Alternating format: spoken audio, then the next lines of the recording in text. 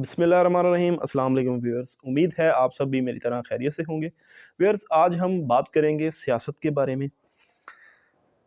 सियासत के बारे में हम सियासी लेवल पे बात नहीं करेंगे, हम उसको जो इसके मेंबर्स होते हैं एमएनए एमपीए, उनको जो इलेक्ट करना है उसके बारे में हम बात करेंगे कि क्या इसमें गरीब लोग भी शामिल हो सकते हैं। क्या एक गरीब बंदा एमएनए बन सकता है? क्या एक गरीब बंदा एमपीए बन सकता है? अगर हम पाकिस्तान की तरफ देखें तो जी हाँ, यहाँ पे बिल्कुल नहीं बन सकता। पाकिस्तान में एमएनए और एमपीए जो एक ज़िले का अमीर तरीन बंदा होता है वही बन सकता है, गरीब बंदा नहीं बन सकता। इसकी क्या वजह है? असल में अगर हम देखें जमहूरियत तो अवाम की हुकूमत है, अवाम से और अवाम के लिए। लेकिन पाकिस्तान में ऐसा क्यों नहीं है?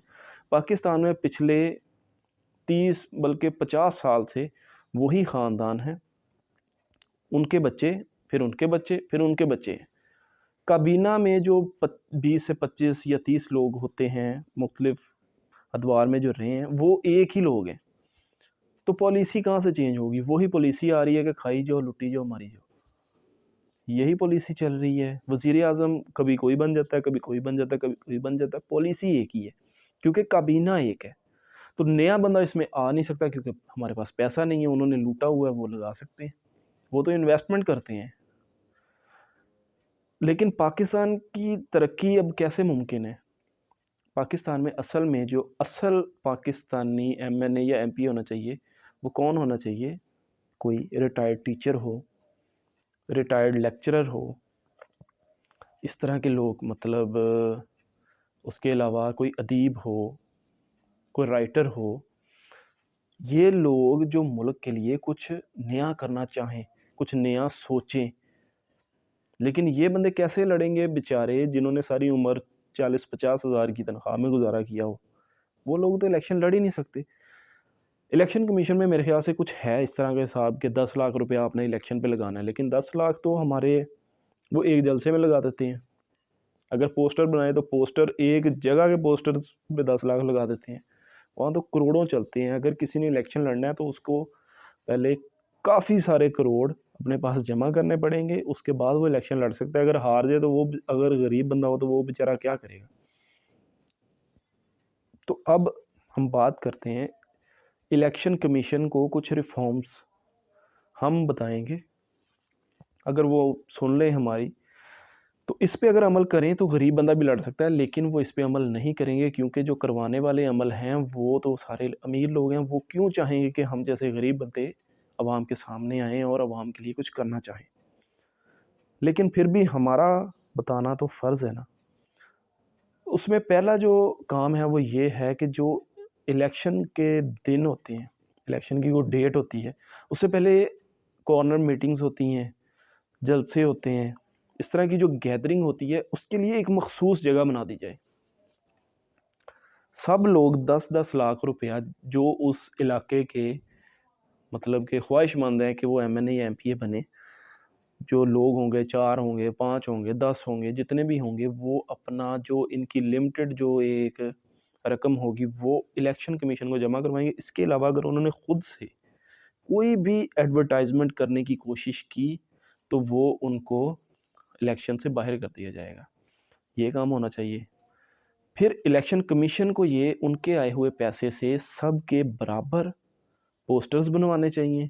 एक जगह जलसे के लिए बनानी चाहिए जहाँ पे एक दिन, अगर फ़र्ज़ करें कि नून लीग का जलसा है मंगल वाले दिन, तो बुध वाला दिन पीपल्स पार्टी को दिया जाए, जुमेरात वाला दिन आज़ाद उम्मीदवार को, जुमे वाला दिन पीटीआई को। इस तरह मतलब जो भी पार्टीज़ होंगी उनको एक-एक दिन दिया जाए। वो उनसे मशावरत कर ली जाए कि आप कौन सा दिन, मतलब या संडे की संडे कर लें कि हर संडे को एक-एक दिन दिया जाएगा उनको। उसके अलावा जहाँ पे पोस्टर्स लगेंगे उनके, वहाँ पे तीनों के पोस्टर्स लगेंगे। मतलब तीनों के नहीं, जितने भी उधर मेंबर्स होंगे उन सब के पोस्टर्स एक, मतलब अगर एक खंबे पे नून लीग का पोस्टर लगा है तो उससे अगले खंबे पे पीटीआई का, उससे अगले खंबे पे पीपल्स पार्टी का। तो इस तरह से अगर बराबरी से हम इलेक्शन लड़वाएंगे तो फिर वो इलेक्शन होगा जो आवाम के लिए कुछ करने के काबिल होगा।